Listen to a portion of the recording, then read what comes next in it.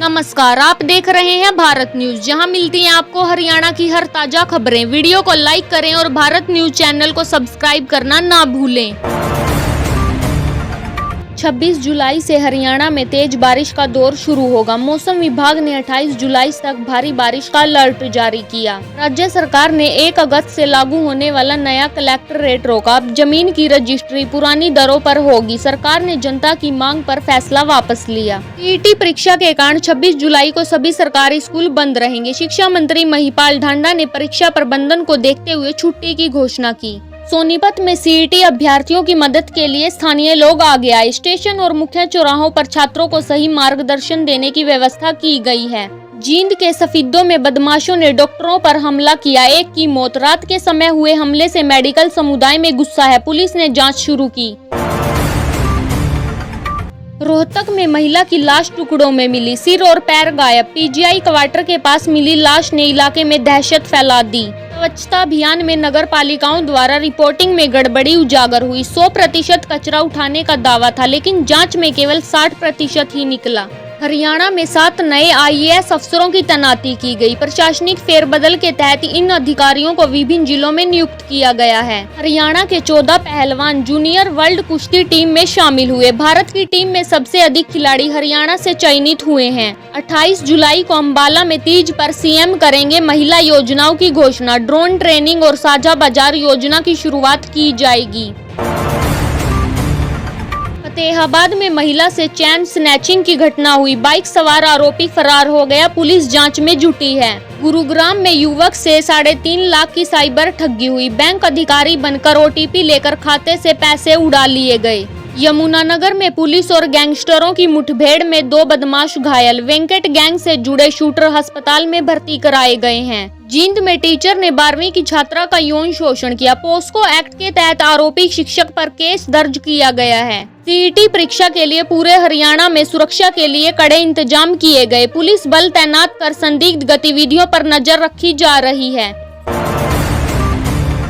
महिलाओं को खेती में आत्मनिर्भर बनाने के लिए ड्रोन ट्रेनिंग दी जाएगी। स्वयं सहायता समूहों को कीटनाशक छिड़काव जैसी तकनीकों की जानकारी दी जाएगी। साझा बाजार योजना से महिलाएं सीधे ग्राहकों तक उत्पाद बेच सकेंगी। 22 जिलों में लागू योजना से बिचौलियों की भूमिका खत्म होगी। कैथल में तेज बारिश के बाद कई कॉलोनियों में जलभराव हो गया। नगर परिषद ने मोटरें लगाकर पानी निकासी शुरू कर दी। हिसार में एमएसपी की मांग को लेकर किसानों ने टोल फ्री कर दिया। किसानों ने कहा, सरकार जब तक खरीद की गारंटी नहीं देती आंदोलन जारी रहेगा। अंबाला में ट्रांसफार्मर फटने से 2 लोग झुलस गए। बिजली विभाग की लापरवाही सामने आई है। जांच के आदेश दिए गए हैं। बहादुरगढ़ में तेज रफ्तार कार की टक्कर से 2 बाइक सवार घायल। घायलों को राहगीरों ने अस्पताल पहुंचाया। आरोपी कार चालक फरार है। करनाल में बेमौसम बारिश से धान की नर्सरी डुबो दी। किसान ने सरकार से आर्थिक मुआवजा देने की मांग की है। पानीपत में युवाओं ने रोजगार मेले की मांग को लेकर प्रदर्शन किया। उन्होंने डीसी को ज्ञापन सौंपकर भर्ती प्रक्रिया तेज करने की मांग की है। झज्जर में SC/ST छात्रों को प्रतियोगी परीक्षाओं की मुफ्त कोचिंग दी जाएगी। 200 से अधिक गरीब छात्रों को IAS, SSC जैसी परीक्षाओं की तैयारी कराई जाएगी। रेवाड़ी में महिला सुरक्षा के लिए रात में विशेष वाहन सेवा शुरू हुई। रात 8 से सुबह 5 बजे तक महिला हेल्पलाइन पर कॉल कर सुरक्षा वाहन बुलाया जा सकता है। फतेहाबाद में 200 से ज्यादा फर्जी राशन कार्ड पकड़े गए। फर्जी दस्तावेजों के आधार पर बनाए गए कार्ड रद्द किए जा रहे हैं। नारनौल में लघु उद्योगों को बिजली सब्सिडी देने की योजना शुरू हुई। सरकार के इस फैसले से रोजगार के नए अवसर पैदा होंगे। सोनीपत में हर थाने में महिला डेस्क की व्यवस्था बढ़ाई जाएगी। महिला अब बेझिझक अपनी शिकायत दर्ज करा सकेंगी। चरखी दादरी में 500 करोड़ की जल आपूर्ति योजना की शुरुआत हुई। इससे 100 गांवों को पाइपलाइन से शुद्ध पेयजल मिलेगा। जींद के स्कूलों में 9वीं और 11वीं की छात्रों को मुफ्त साइकिलें दी गई। दूर दराज के छात्रों को आने जाने में सुविधा मिलेगी। रोहतक में बच्चों के लिए निशुल्क चिकित्सा शिविर लगाया गया। 12 साल तक के बच्चों का स्वास्थ्य निरीक्षण और दवाएं मुफ्त दी गई। भिवानी में खेल प्रतिभाओं के लिए स्पोर्ट्स एकेडमी खोलने की घोषणा हुई। ओलंपिक स्तर की ट्रेनिंग देने की योजना बनाई गई है। यमुनानगर में प्रदूषण के चलते 4 फैक्ट्रियां सील की गई। इनसे जहरीले रसायन और धुएं के कारण गांव में सांस की समस्या बढ़ी थी। कुरुक्षेत्र यूनिवर्सिटी में डिजिटल लाइब्रेरी की शुरुआत हुई। छात्र 24 घंटे ऑनलाइन बुक्स और रिसर्च जर्नल्स एक्सेस कर सकेंगे। कैथल में एलईडी स्ट्रीट लाइट योजना लागू हुई। रात को सुरक्षा बढ़ेगी और बिजली की बचत होगी।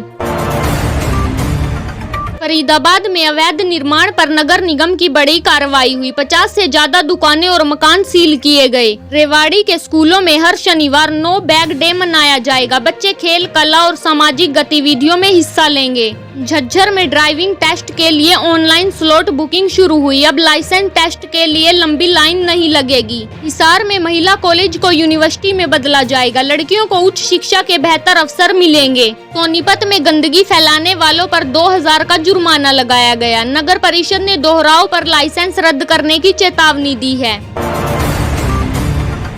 पानीपत में महिलाओं के लिए मुफ्त सिलाई कढ़ाई प्रशिक्षण शिविर लगा। ग्रामीण महिलाओं को आत्मनिर्भर बनाने की दिशा में यह कदम उठाया गया। कुरुक्षेत्र में चलती बस में आग लग गई। सभी यात्री सुरक्षित। बस पूरी तरह जल गई। आग की वजह तकनीकी खराबी बताई गई है। चरखी दादरी में राशन डीलरों पर कालाबाजारी का आरोप लगा। गरीबों का अनाज बेचने वाले डीलरों के खिलाफ कार्रवाई शुरू की गई। महेंद्रगढ़ में छात्रों ने एमएसपी के समर्थन में रैली निकाली। सरकार से किसानों के मुद्दे पर जल्द समाधान की मांग की गई। करनाल में आधुनिक रोजगार कार्यालय का उद्घाटन हुआ। यह कार्यालय युवाओं को स्किल ट्रेनिंग और करियर मार्गदर्शन देगा। इलाहाबाद में सड़क हादसे में 2 की मौत, 3 घायल हुए। तेज रफ्तार ट्रक और कार की भिड़ंत में यह हादसा हुआ। नारनौंद के सरकारी स्कूल में स्मार्ट क्लासेस शुरू की गई। डिजिटल बोर्ड और ई कंटेंट से पढ़ाई कराई जाएगी। कुरुक्षेत्र में श्रद्धालुओं के लिए धर्मशाला की नींव रखी गई। यहां 200 लोगों के ठहरने की सुविधा होगी। कैथल के किसानों को सॉइल हेल्थ कार्ड बांटे गए। फसल और खाद संबंधी सुझाव कार्ड से मिलेंगे। रेवाड़ी में गरीबों को 5 किलो चावल देना शुरू हुआ। बीपीएल और अंत्योदय कार्ड धारकों को इसका लाभ मिलेगा।